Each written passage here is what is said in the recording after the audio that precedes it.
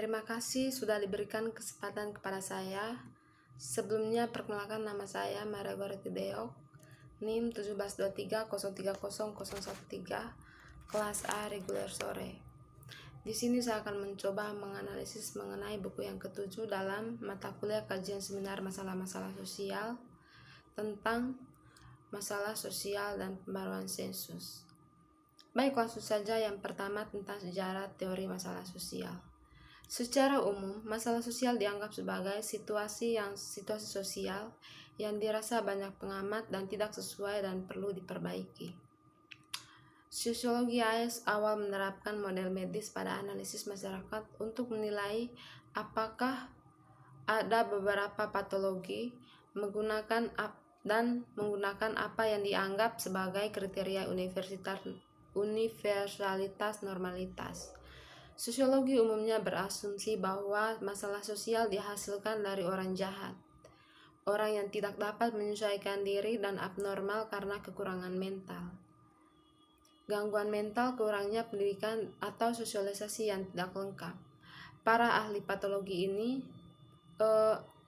karena menganggap bahwa norma-norma dasar masyarakat yang dipegang secara universal memandang masalah sosial sebagai tingkah laku atau tatanan sosial yang mengganggu tatanan moral.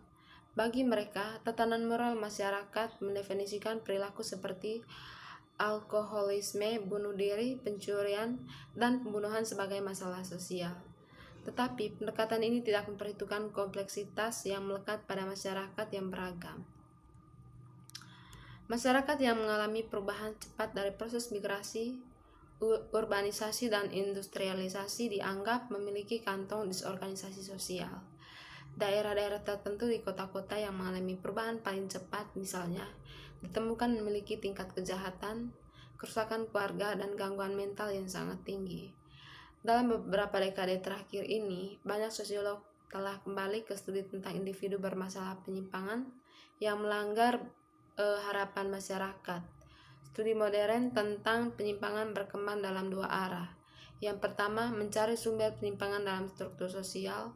Sosiologi melihat penyimpangan sebagai hasil dari konflik antara tujuan masyarakat yang ditentukan secara budaya seperti kesuksesan materi dan hambatan untuk mendapatkan yang dihadapi beberapa kelompok orang. Yang lain yang relatif baru berfokus pada peran masyarakat dalam menciptakan dan mempertahankan penyimpangan melalui pelabelan orang-orang yang dipandang tidak normal. Reaksi masyarakat dipandang sebagai kunci dalam menentukan apa itu masalah sosial dan siapa yang menyimpang. Baik, yang selanjutnya tentang definisi masalah sosial.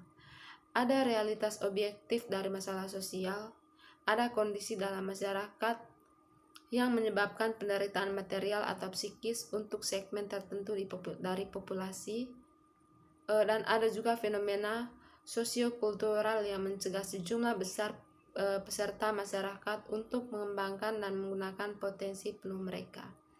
Ada ketidaksesuaian antara apa yang seharusnya diperjuangkan oleh negara seperti Amerika Serikat dan kondisi aktual di mana banyak rakyatnya tinggal, dan orang-orang mengotori serangan mereka sendiri melalui populasi dan penggunaan sumber daya alam secara sembarangan. Baik, selanjutnya tentang jenis masalah sosial dan pelanggaran norma. Sosiolog tertarik pada perbedaan antara standar sosial dan kenyataan karena beberapa alasan. Yang pertama, pendekatan tradisional ini mengarahkan perhatian pada kegagalan masyarakat. Yang pertama, penjahat, orang sakit jiwa, putus sekolah, dan orang miskin.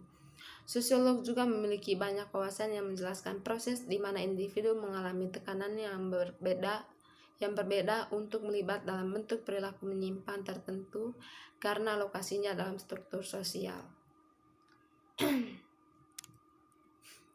Asumsi yang memandu penyelidikan kami di sini bagaimanapun adalah bahwa pelanggaran norma adalah gejala masalah sosial, bukan penyakit itu sendiri.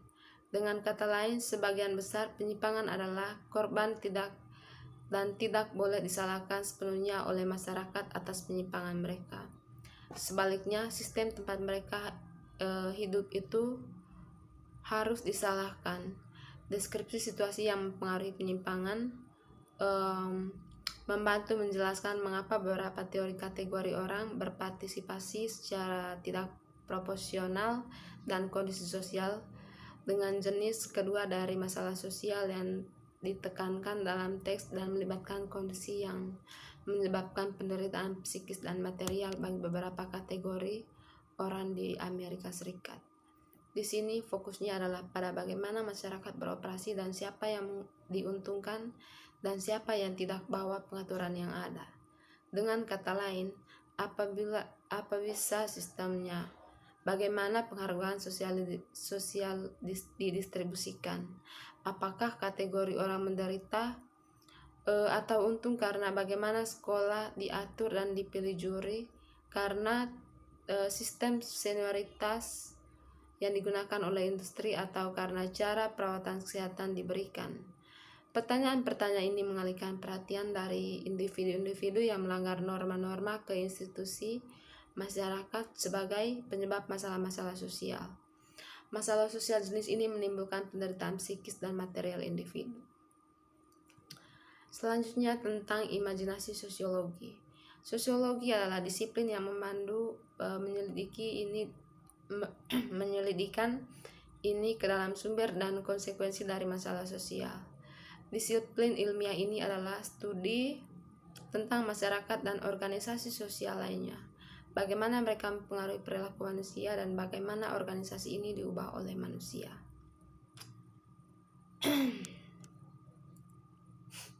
Ini melibatkan perpindahan dari pemikiran dalam kaitannya dengan individu dan masalahnya dan lebih berfokus pada keadaan sosial, ekonomi, dan sejarah yang menghasilkan masalah. Dengan kata lain, imajinasi sosiologis adalah kemampuan untuk melihat pola sosial yang mempengaruhi individu, keluarga, kelompok, dan organisasi. Memiliki imajinasi sosiologis, seorang dapat beralih dan pemeriksaan satu keluarga ke anggaran nasional dari orang miskin ke kesejahteraan nasional. Yang selanjutnya tentang masalah sosial dalam perspektif global negara kesejahteraan atau campur kapitalisme dan sosialisme.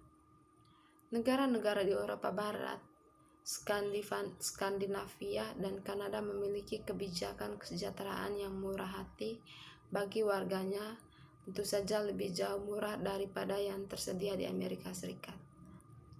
Negara-negara ini kapitalistik mengizinkan milikan pribadi dan bisnis milik pribadi. Jauh lebih besar daripada di Amerika Serikat, negara-negara ini memiliki perusahaan milik publik dan beberapa nasionalisasi industri, biasanya transportasi sumber daya mineral dan utilitas. Selanjutnya tentang kebijakan masalah dan kebijakan sosial. Sistem politik sosial ekonomi, masyarakat tidak hanya berkembang dari peristiwa acak dan pilihan tanpa tujuan. Yang berkuasa dalam masyarakat membuat kebijakan untuk mencapai jenis tujuan tertentu. Dalam konteks peristiwa sejarah, batasan anggaran dan sejenisnya, mengatasi masalah kesejahteraan dan dalam ukuran yang signifikan, masyarakat memilih tinggi dan lebar tangga mereka dengan menolak pasar atau mengatur dengan memberikan layanan kepada semua warga di negara atau menjatahnya menurut pendapat dengan mensubsidi beberapa kelompok lebih dari yang lain masyarakat melalui politik bangun tetangga mereka. Yang pasti, batasan historis dan eksternal menyangkal kebebasan penuh dan bertindak, tetapi kebebasan tidak hanya substansial dan tetap ada. Selanjutnya tentang struktur sosial sebagai unit dasar analisis.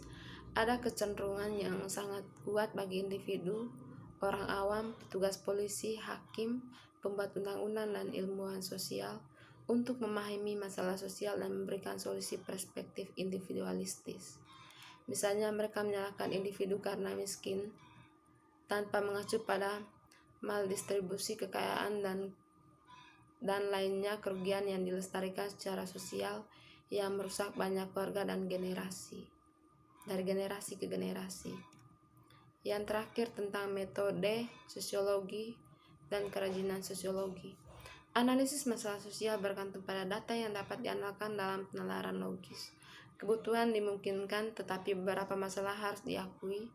Sebelum kami menjelaskan bahwa bagaimana sosiolog mengumpulkan data yang dapat diandalkan dan dengan membuat kesimpulan yang valid, dan mereka akan periksa jenis pertanyaan yang diajukan sosiolog dan dua kendala utama yang dihadapi adalah sosiolog mendapatkan jawaban atas pertanyaan-pertanyaan itu.